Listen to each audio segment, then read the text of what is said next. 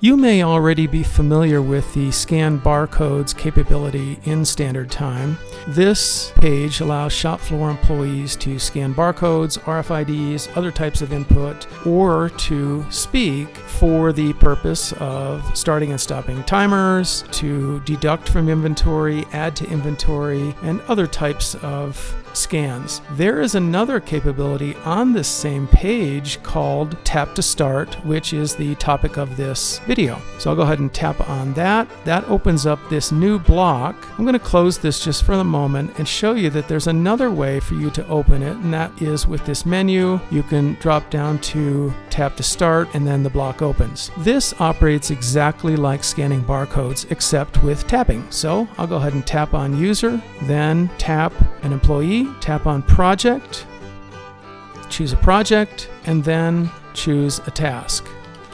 It looks like there are some additional required scans for me to answer, which I've done, and the timer has now started. You saw the background flash green.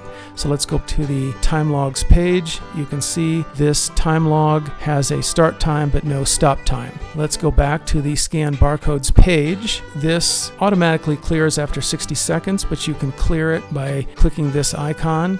I'll then tap the user, go back to the original employee that I chose, then tap this timer icon and choose stop. The background flashes red to indicate that the timer has stopped. I'll go back to the time logs, refresh, and then you can see now that this time log has both a start and stop. So this tap to start allows you to start timers, to deduct from inventory, or to create a new expense from an expense template. You can also tap categories in lieu of tasks, depending on how you have that configured. So tap to start, very nice, simple, and easy feature to use in addition to scanning barcodes.